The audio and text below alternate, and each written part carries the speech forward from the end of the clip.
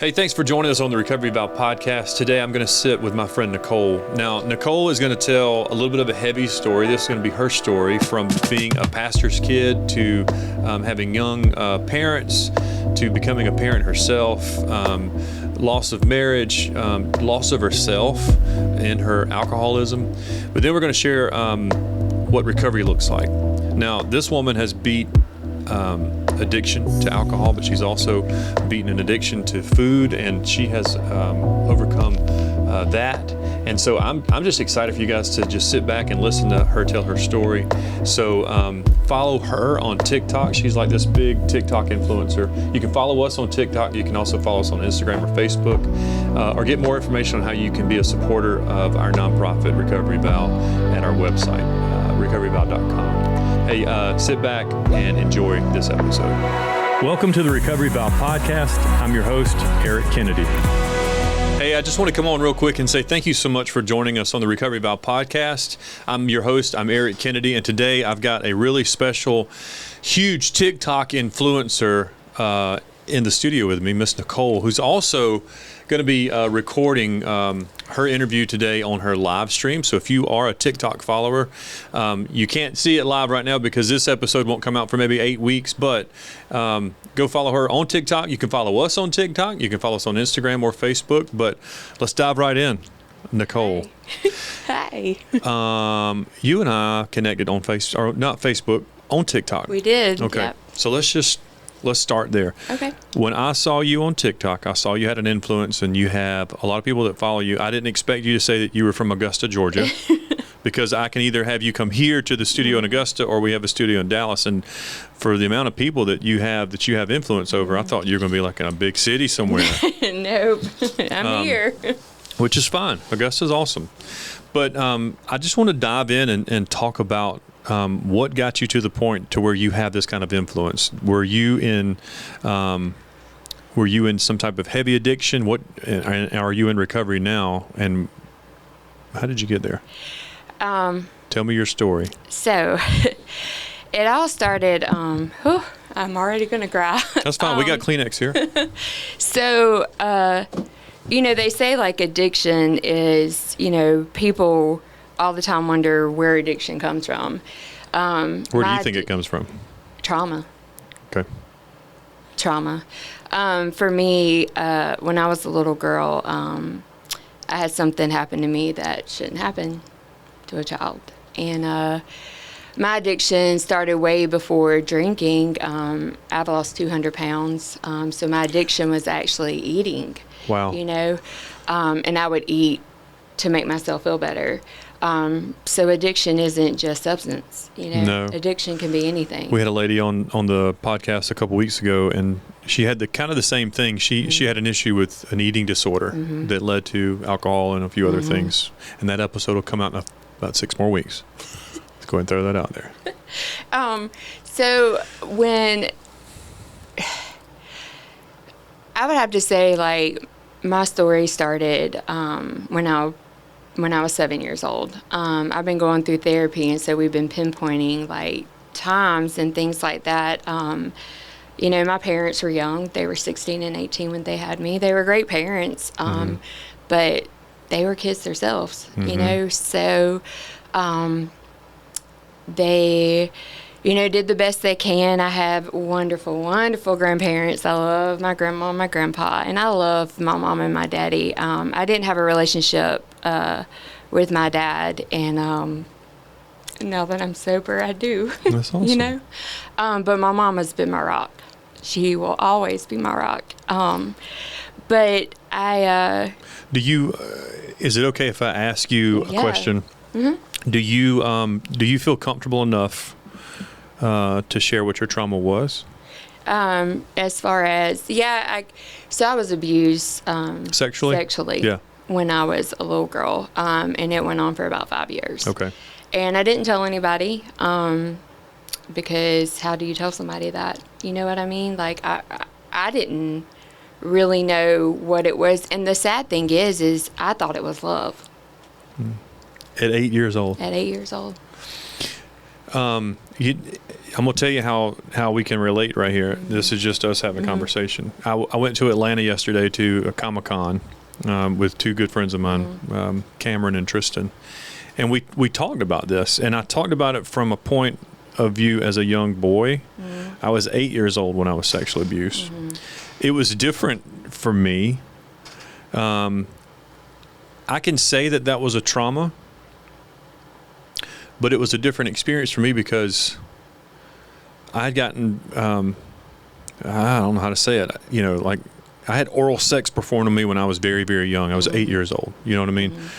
So it wasn't traumatic, but it was almost like, I know I didn't, I don't even know is that right or not. What that did though is it made me have a different outlook on that woman. Yeah. You know what I mean? I didn't, and so that's just a different dynamic from a female point of view, where you wanted it to be love and done right, even as a young child. Well, I think it was not that it was. I just thought that was how you showed love. Like my conception of love was so messed up, and I didn't understand it. And then I got married to my son's dad. And when my son was 12 months old, we found out that he had a blood disorder. And we went through hell. I mean, it was hell.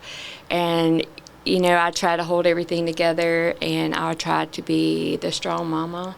I went through a lot of it by myself because we were in Atlanta. And I'm trying to lead up to like where the addiction started, because it's just what people don't realize is when you don't handle something and you let it build and you suppress it, one day it's going to explode, And so we went through that with him, and I'm talking about, like, I remember one day I was up there by myself, and his ANC, which is his immune levels, were really low, and they had to hook him up to life support, and I was by myself. And I remember sitting there just begging God, like, please don't take my baby. Like, just don't take my baby from me. So he went through chemo, and I used to have people tell me all the time, they're like, you're so strong, you never cry. And I remember one night, I was in my living room, and he was asleep, his dad was asleep, and I was sitting on the floor, and I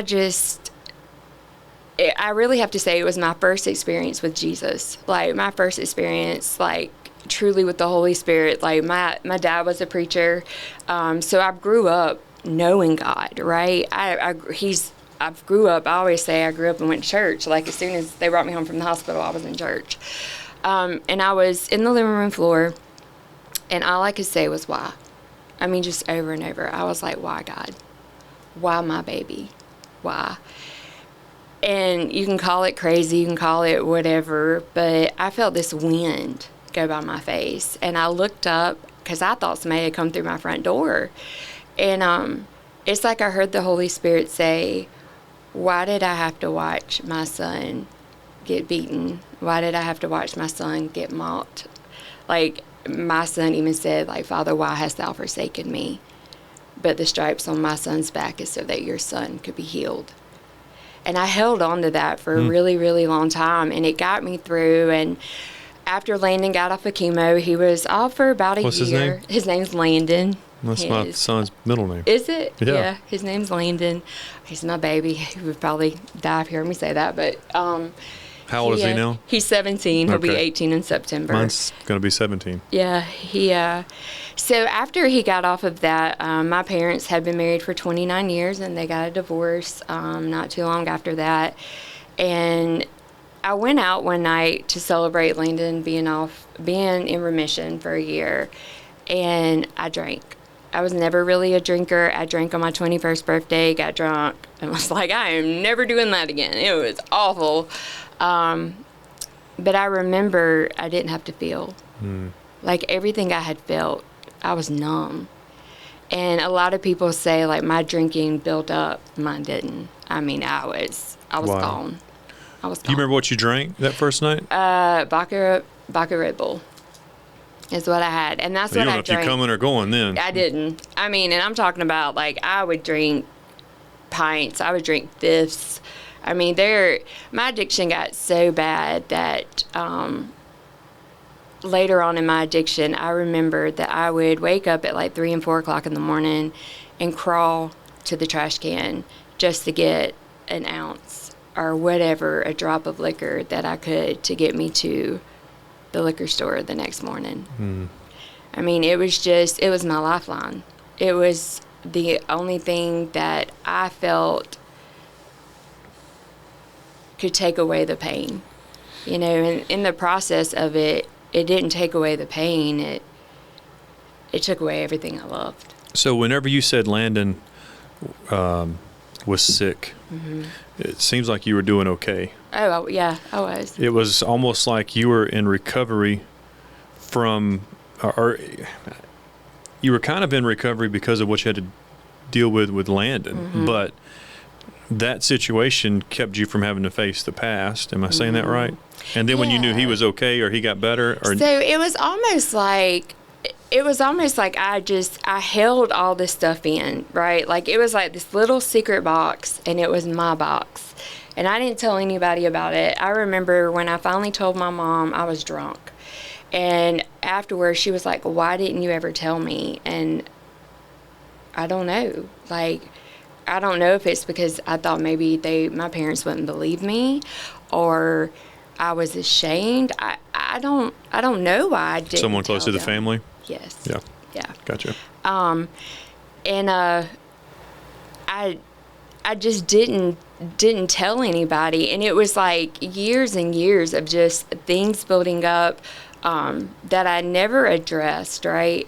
Till finally, when Landon was in remission, you know, he had been in remission for a year, what I thought was an innocent going out, having a good time celebrating, literally was like the turn of 8 years of a long, dark path that just was destruction. Wow. It sounds, when you talk about crawling to the trash can, that's a pretty low moment. Oh, it was. How far from the first time that you got that drink, you know, how much time did you spend in that depth of addiction? So in 2018, I went to rehab. I went locally, to I went to Catherine's Way. And I went because I wanted to make my family happy, and I didn't want to lose my son.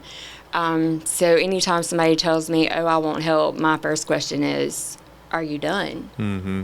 Because I wasn't.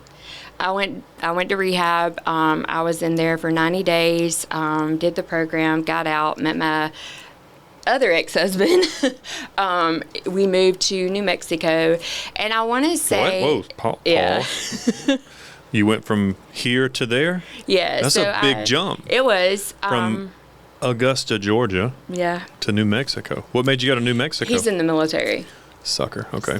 Gotcha. So he was in the military.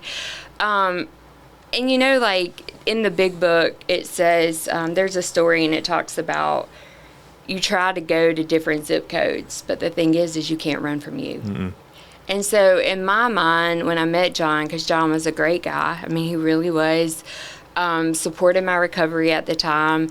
But in my mind, I was like, if I can just get away from this area, I'll be okay. And what I didn't realize is I was leaving my son, right? Because he was here. His dad didn't want me to take him with me. It's just this big old ordeal. And when I got to New Mexico, I started drinking again. That's where I got my third DUI. And I started drinking, and mostly because, as messed up as it sounds, like I wasn't with my son and I missed my son. So alcohol just took the pain away. How old was your son when you made the move to New Mexico? I want to say he was 11, about to be 12. And you decided to not take him with you just to uproot him and put him in a different school and all of the things? Well, it was custody issues. There's I got you. Just some things. I'm divorced. Yeah. I know the custody thing. Yeah. I've I've raised mine, and they go visit their mom every other weekend and one day during the week, and we get along great. Yeah. Not that she's ever going to listen to this, but I just want to make sure she knows we get along great. But I understand. Like, you it was pick your battles. It was pick your battles, but honestly, I thought Landon was better off without me. Why? Because by the time I got to New Mexico and had been there, I wasn't sober. I had started drinking again. And this is after the 90-day haul. Oh, yeah. Like, this was, so I got out of rehab in February of 2019. And I was in New Mexico of May of 2019. Because I heard you say that you went to Catherine's Way for your parents and for Landon. You didn't say in there that you went for Nicole. Oh, I didn't. Yeah, you were doing it to check boxes for other people. And that's important for listeners to know. Like, when people come up to us and they say, "Hey, can you give us help?" The two biggest questions sometimes that we have to ask is, well, do they want it? And I hate this to say it, but the other question sometimes is, do you have insurance? Yeah. Do you have insurance? Yeah. Because that'll help. But there's some really great places where you don't need insurance. Yeah. But the biggest question is, well, do they want it? And that's so Nicole didn't want it. No, I didn't. And that's what I asked my my people when I do live and things like that. That's the number one thing. Like, I ask them all the time is, do you want it? And then I remember being asked one time in rehab, like, have you had enough pain? And I want to say, like, having enough pain is what did it for me this last time. Because in June of 2021, I just tried to end it all. Matter of fact, on my live, I have that picture posted that you've seen. That's probably the video. That's you right Yes, there? that is me. That was me 2-3 days after I had tried to not be here anymore. Oh, I've tried that before too. Yeah. That's Nicole, that's a rough looking picture right there. Tell me what was that day right there? Because can your viewers see that picture? Yeah, too? they can. So they can see. I don't know if we're sideways. I don't know how, but they can see it. So that is the one that I have that got my TikTok re-going, because I did TikTok, then I got off for a little bit, but that is the one that went viral. Yeah. I really need to learn how to do this TikTok thing. Yeah. You got a huge impact. Yeah. How many people are watching you right now? 7 million? Does that say 7 million? Yeah, it says like 7 million. No, okay, so tell me about that day. That was, you said you just tried to hurt yourself. Yeah. But you were pretty bruised up. Yeah, so actually what happened was I had went to the liquor store on base and got a handle. And explain to everybody what a handle is. It is a huge thing of liquor. Like, it is. Is it huge. a gallon? It's a gallon. A gallon of liquor. I had went and got a gallon, and I had went and got notebook paper, so I could write. Did you write it? My son a letter. No, because they always say God does for you what you can't do for yourself. And on my way back to get the Uber, I turned around and I passed out in front of 2 MP cars. Yes. They came to me.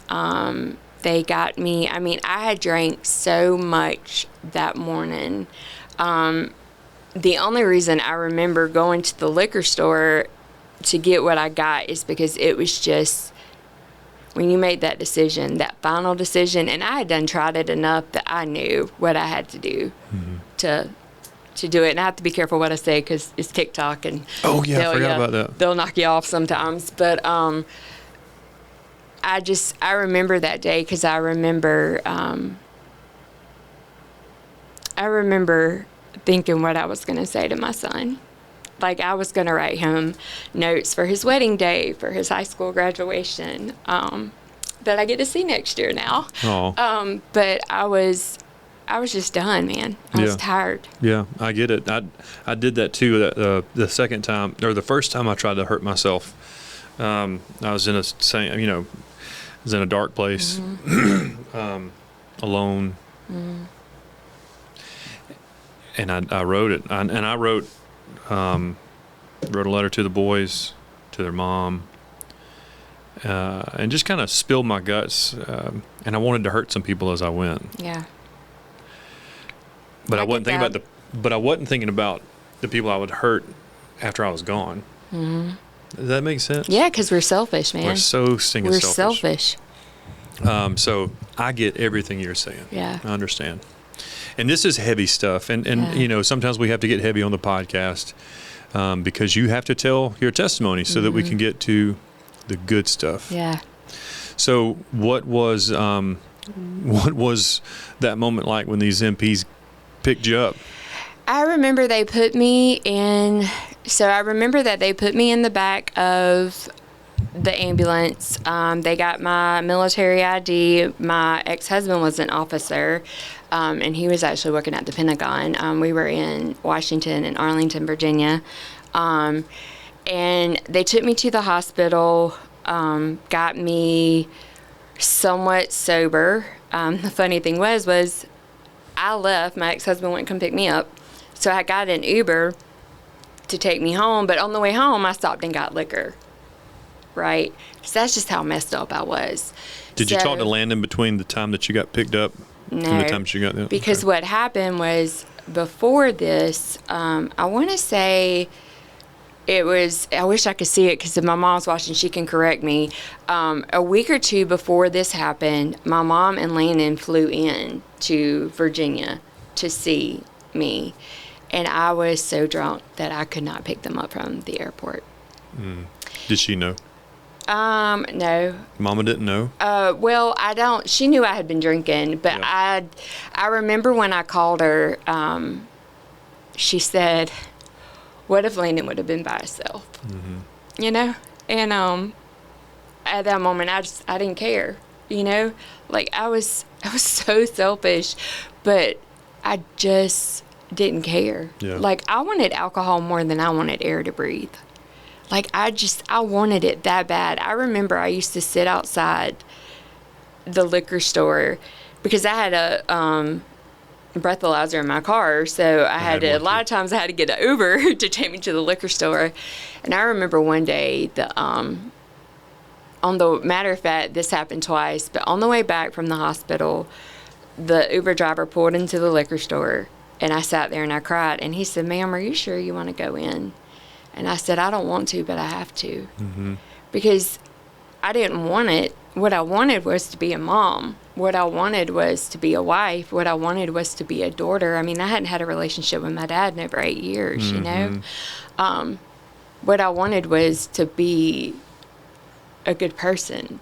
And it didn't matter. Yeah. You know? It's important for people to hear exactly what you just said. It's not the... I'm trying to figure out the exact best way to say this. For the way that cab driver or the Uber driver said, do you really need to go in there? It's not that you didn't. It's not that you wanted it, but you had to have it. I had to have it. And it's like a medicine after a certain amount of time. It makes you feel better. It does. And the thing was it was like, at that moment in time, Landon and Mom had come in. When they got there, I was drunk. And Landon told my mom, he said, Mimi, I want to go home.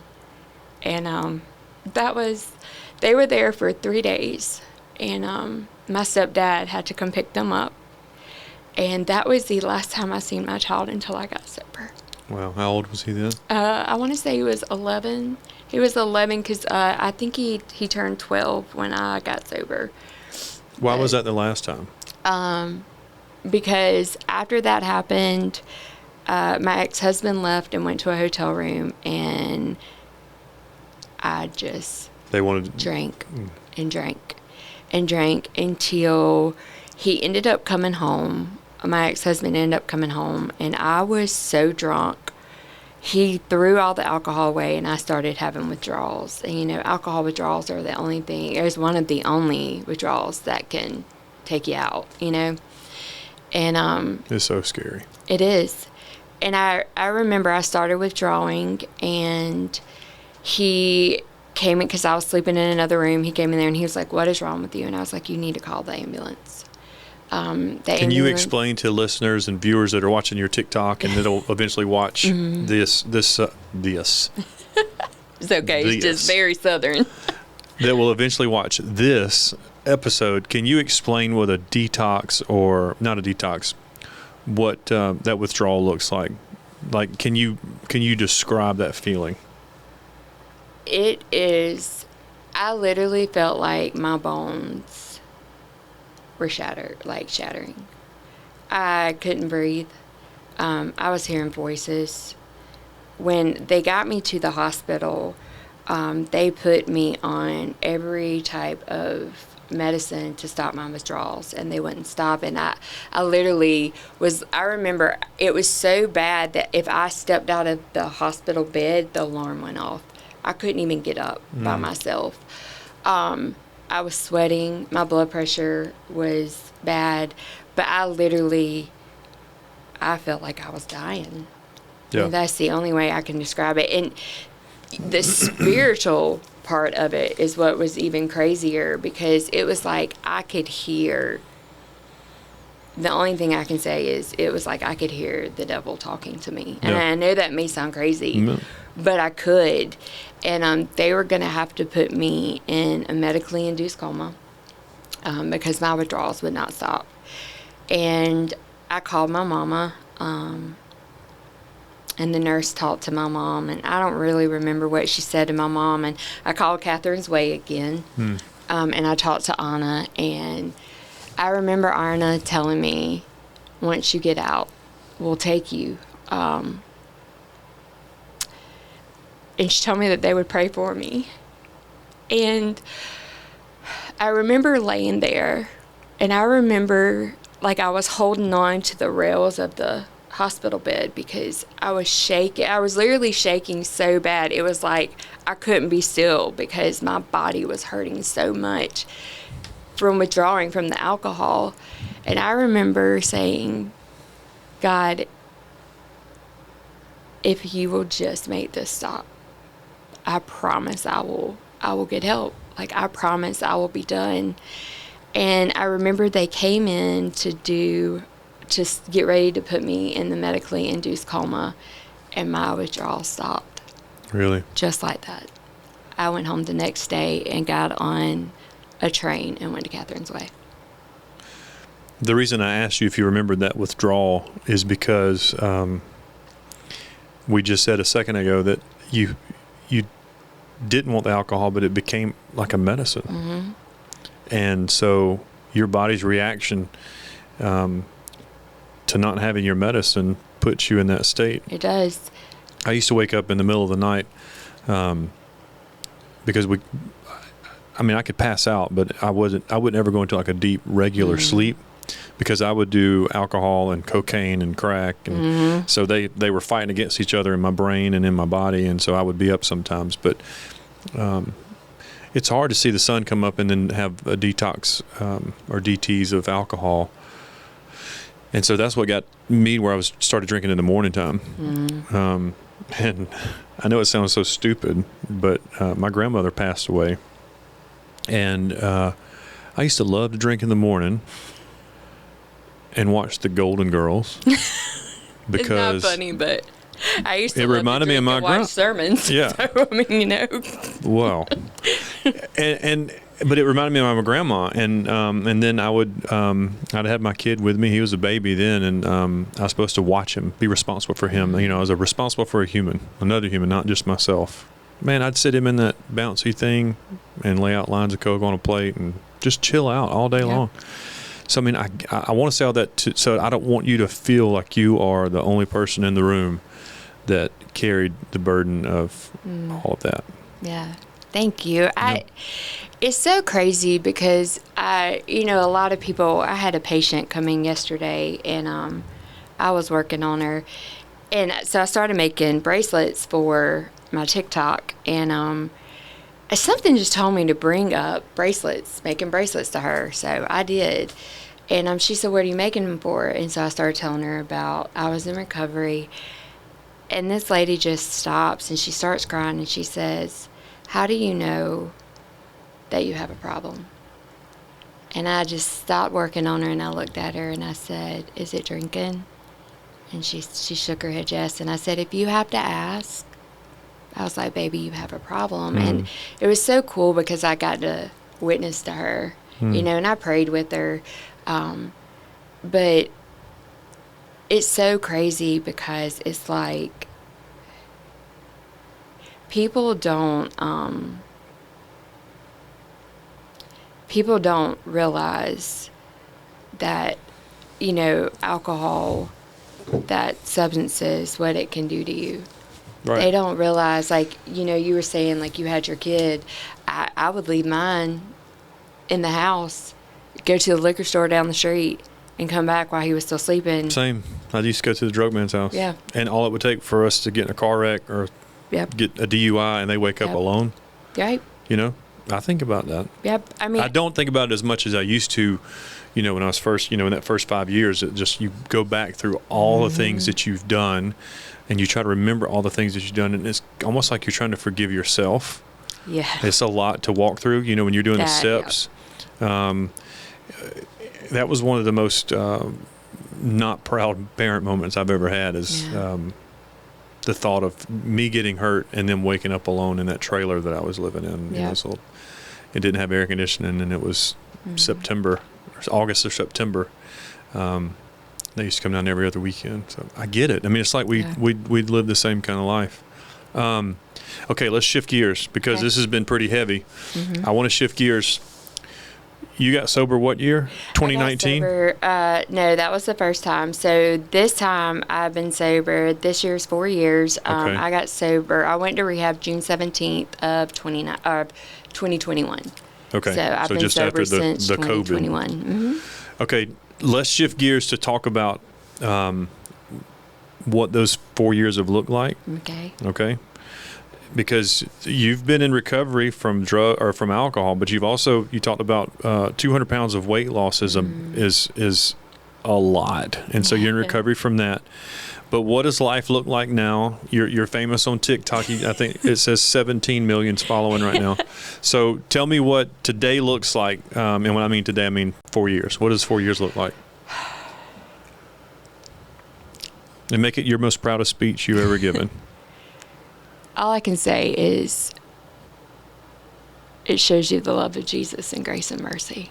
Okay. That is what those 4 years have looked like. That was Pastor Nicole. That was Pastor Nicole, right? Give me a real life. And that's real life. I'm not trying to shy away from that. I'm just saying, like, what has your recovery given you? What has it given me? It has given me... first and foremost, my son back. Take that's your time. The best thing. Yeah, it is. That's the best thing is having him back. It's given me a relationship with my daddy. You know, I was always the girl that had daddy issues, and I never had a relationship with my dad. Why was that? I say it's because I felt like it was just because I was just a disgrace to him. But I really know it was because it was just tough love. And my daddy didn't put up with my drinking. He didn't put up with my lifestyle. And so I didn't go around him. I mean, you know, like everything that I thought was my dad was really just me not wanting to have tough love, me not wanting to hear truth, and my dad gave it to me. And so I just came from I went to church with my dad and stepmom this morning, and I just came from having, you know, lunch with them. But it gave me a relationship with my daddy and my stepmom because I didn't have a relationship with her. I've always had a relationship with my mama. Like I said, my mama was my rock, but she was also my enabler, and she'll agree with that until she wasn't. Until she was like, I'm done. Yeah, that's that. I was about to say that. There's a hard, deep gray line for parents and families on what the balance is between being an enabler and being a strong-willed parent. Yep. Because you get lost in, well, I gotta love. It's my responsibility to take care of this other person, that's my daughter or my son, and the line's blurry for some people, and rightfully so. Yeah, I mean, I get it. That's a whole nother podcast. Yeah, I mean, she is. When my mom was done and my stepdad, because my stepdad, he was the one that I would call when I would get drunk because I didn't want to tell anybody, and he would come get me. And my stepdad's a preacher, and he just loved me. Mm-hmm. He did. He loved me. Mm-hmm. And he didn't agree with what I did, but he loved me. And so I've always had my mama and my stepdad, but my relationship with them is better because they don't worry about me. You know what I mean? Yeah. So I've gotten their trust back. But my biggest things would have to be my son and having a relationship with my dad. That's great. And my stepmom. I went to school. I finished school. I got my massage therapy. Then I got my neuromuscular medical massage practitioner certification. And I started my own practice, and I did that for about 2 years. And now I'm working at a med spa. Good for you. I actually work with my stepmom, so it's really cool. It's really cool to go from not having somebody there to having them there. You know what I mean? Mm-hmm. It's just really cool to watch how God restores. Yeah. Like he's a God of restoration, I'm glad you keep bringing God up and your relationship with Christ. I think that's super important. Mm-hmm. For people that may listen to this, or some of your listeners that, they're very scared if you try that. You don't Jesus juke anybody in that first year. Yep. That's a big deal. Yep. Well, it was to me. Like, don't throw me that, know. Do you remember, so you said your stepdad was a pastor? Mm-hmm. Or and is a daddy. pastor? My and your stepdad's a pastor. My daddy so was a preacher. you probably had a relationship with God your whole life. Oh, I did, but I did, but I hated him. Okay. When, during your addiction, do you remember like a really heavy spiritual moment when he tried to show up in your life, or maybe he did show up in your life and you turned your back on him? All the time. Yeah. All the time. I tell my followers all the time, like, I talk about Jesus because he is who I run to. But I also am one of these people that I don't push Jesus on anybody. But I know that, in the big book, it tells us a higher power, or he's my higher power. Yeah. But I love that you said that. He is. He's you can't have people, when they first get in there, they're told, this book or this cup or this phone or this coffee or whatever. Yep. You can make anything your higher power. Mm-hmm. Well, maybe you can, in that, just to get you through those first few months. And I think that's just a distraction piece so that you can focus on your steps with your sponsor, maybe. Right. Maybe it's not. Maybe I'm wrong. Mm-hmm. This is just my thoughts. But I think it comes back once you have enough time in recovery, you start putting the pieces together, and you see where those times that you prayed to something you didn't know in your worst moments, that was actually God. Oh, yeah. And when you come to realize that after that first year goes by, and maybe it's less than that first year, but for me it was that first year, I could start to accept what a relationship with him looked like. And it wasn't that it required a lot from me. It just, I was never far enough outside of my own ignorance to understand that I was an okay person. Yeah. You know what I mean? And he was fine with it. Yeah. And he was fine with it. So, and then in your recovery, has your relationship with God, as you understand him, gotten stronger? It has. I would have to say that when I was in rehab last time, I remember they told me, forget everything you've ever learned about God, about Jesus, and learn him like you're just meeting him. And that changed everything for me, because I was brought up that, I was brought up Pentecostal. So I was brought up like, God is a strict God, right? Can't have tattoos, you can't do this, you can't do that.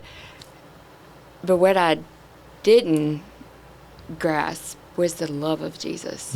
And I always say that I felt like when I got to rehab, I remember I went outside one day, and my best friend now, her name is Grace, I always laugh and say God sent me somebody named Grace because she was my Grace during rehab. You know what I mean? I remember we used to walk all the time, and I went outside one day, and I got down on my knees, and I just told God how I felt. It wasn't pretty. I was yelling. I was screaming. Told him just how much I didn't like him, and how could a God that is so great and so merciful, a God that I was brought up is just immaculate, right? He's just holy and all this kind of stuff. In my mind, well, how could you let that happen to me when I was a little girl? How could you let my 12-month-old son have cancer? How could you do this? How could you let me go into addiction? How could you do all of this? And I got all of it out, right? And I remember I said, Lord, I don't even know if you're real. I've learned about you my whole entire life, but I don't even know if you're real. But if you are, I have nothing left to give but me. So here I am. Take me. And I always say that I feel like at that moment, I said it in the video I did for this, in the Bible, the Lord says, like, Talitha Koon, little girl, get up. I feel like he walked by, he lifted my head, he dusted me off, and he said, baby girl, I'm not done with you yet. So he was the breeze you felt when? Yes. Yep. He was at that moment, things happen, and I remember when I first felt the love of God, it changed everything, because my addiction wasn't just alcohol. My addiction was men too. I've been single for 4 years. I mean, I dated a guy for a little bit for like 2 months, but that didn't work out. But I mean, I can tell by the way you're flinging your hands and rolling your eyes, you didn't matter. Yeah, he didn't. He didn't matter. But like my addiction was everything that didn't make me focus on me. Yeah. Because I didn't want to see Nicole. Right. And so at that moment, when I had that moment with Jesus, I think it's where, because I had a lot of church hurt, that's the thing. And that's what I tell people all the time, especially like my followers. They'll tell you, like, I'm one of these people that, God says that in the Bible, it talks about we're supposed to be the church. The church is just the building, but we're supposed to be a church. We're supposed to be the church, right? Yeah. So I had a lot of church hurt, and I just had a lot of anger when it came to anything that had to do with church, with Jesus, until the moment I just came to the end of me, and all I had left was him. That's good. That's a good word, Nicole. All right, so what made you decide to do the TikTok thing? So TikTok was TikTok was just this thing. I've never really been a person that does a whole bunch of social media. I've never been a person that did anything like that. And one day I was just scrolling through lives, and I came across this guy's live, and his name is Dylan, and he was sharing a story, and I'm not going to share his story, but he was talking about someone he had lost due to addiction. And I went into his live and just started talking to him. Fell in love with his community of people that he had. And I told him, so back then you had to have 1,000 followers to go live. And I said, I want to be able to go live so people don't have to be alone. Because a lot of times we drink. I drank when I was alone. I didn't drink when I was out with people. I drank when I was alone. And there was this girl that I know of, and they found her in a car, and TikTok was laying beside her, and she had OD'd. And the only thing that kept going through my mind was, what if she would have came across a life where she realized that she wasn't alone? That there was a group of people there that would be like, hey, we'll come to you. Hey, we'll find you. I mean, in 2018, I was drunk in a Target parking lot, and somebody who is my friend now seen me. I guess I was passed out. They came, knocked on my window, and sat with me till a group of girls came and took me to a meeting. And that moment saved my life. If it wasn't for him I don't know that I would be here today because I don't really even remember it. That's how, messed up I was. So I'm pretty sure I probably would have woke up and drove home. So what got the TikTok going was I just wanted to be able to sit with people so they know that they're not alone, because it's just not addiction, man. It's relationships. It's feeling like you're not good enough, It's feeling like you're not worthy, that you're not valuable. And even guys feel that way too. Mine is more directed towards women because I have a heart for women, but guys feel that way too, But that's what started TikTok was I didn't care about the followers. I didn't care about any of that. I had to have 1,000. Dylan and his group got me to 1,000 in 2 days. That's awesome. They did. They were amazing. It's taken me 3 years. We'll get you there. Y'all go follow him. But now you only have to have 100 to go live. You don't have to, you don't have to have 1,000. But that is what started me going live. But the reason I do it is I don't care that people know who I am. Like, we could sit here and I could just talk to you and nobody see my face. I just want to help people. Yeah. Because I know what it feels like to feel like you're hopeless, to feel like nobody cares, to feel like you don't have anybody. I was the preacher's kid. I couldn't struggle. Yeah. I was... Nicole, I live in a small town. I don't want to say where I live. I live in Augusta, but, I don't live in Augusta, but you know where I live, And so it's a small town. Everybody knows everybody. I shouldn't have lived the way the way I lived my life. But I did. And I felt like I couldn't reach out. I felt like I couldn't go to anybody. Definitely couldn't go to me, and I'm not talking about church, but I couldn't go to church because people would talk about me. Because everybody knows you. Yeah. Everybody knows me. Know your or parents. I didn't look like everybody else. I didn't dress like everybody else. That's how I viewed it, So I just wanted to be that person. And I have a great group of people that go into my lives, and they also help because I will never tell you I understand something unless I do. So we had somebody come in alive, and they had lost, it was their mom or their dad, and I was like, I can't help you with that because I've never lost anyone close to me, but I do know I have people in here that can help you, because I'm never going to look at you and say I understand if I don't. Now, how often do you go live? So I go live, usually I try to go live like at least twice a week. I need to start going. I used to go live every day at 7 o'clock, and it just got a lot. Yeah, that's a job. So it is. It's a lot. It takes the fun out of it. It does. And so now I'm trying to get where, I'm trying to have my lives more on a schedule, so I'm going to try to at least go live twice a week. Maybe in the beginning of the week and towards the afternoon, towards the end of the week. But usually I go live around 7. Sometimes I go live later because we're addicts, and usually we're up late at night, and that's usually when we struggle the most. So I try to go live late at night, just so people know they're not alone. Can I ask you a personal question? Will you ever get married again? I don't know. You don't know? That's okay. I don't know. I always say that I know that God has somebody out there for me, and apparently he's on a turtle in the desert without a GPS because homeboy ain't came yet. You know what I mean? Never heard that before. That's what I say. If it is, it would definitely have to be, I would have to know that it was from God. Yeah.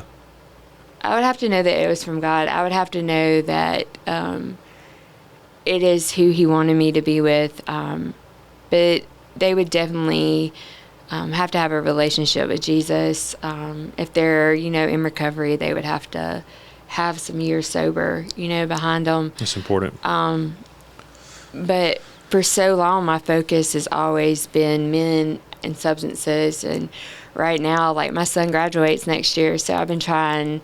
I made myself a promise that if I got sober, I would make him my priority, and yeah. He's been my recovery, Jesus, and Landon has been my focus, Well, I want to say that I am so very proud of you. Thank you. I am very proud of you. Thank you. And I'm glad that that I got on TikTok and came across your feed. I got a few gifts I want to give you. Okay. Now, you came to one of my workshops last week. Was it last week? Week before last? Sometime in the past. And I gave you one of the books, Marriage After Addiction. And the reason I ask you that is because I wrote this book when I got out of a treatment. I wrote Marriage After Addiction because we are taught to be selfish people. Right. But if you do have a spouse, or if you're thinking about getting married one day, there's really not a resource out there for them. You know, there's Al-Anon and things like that, but it really hasn't evolved or done anything. So that's the reason I got published, is because we couldn't find anything for outside of like real counseling. And so this is written as a workbook, and I gave you a copy, but I'll give you another one just in case you have a friend that you think about that needs it. And then I'll also give you our new coffee. I was going to ask you about the coffee. Our new line of coffee. My mom loves coffee. I'm living with my mom right now. I moved back in with my mom to save some money, and she loves coffee. And I was going to ask you about the coffee today. Yeah, I'm going to give you some coffee. So we partnered with a group out of Guatemala. We get coffee. We can send it wherever we want in the whole world. But we are helping another nonprofit by outsourcing our own Recovery Vow line of coffee from Guatemala.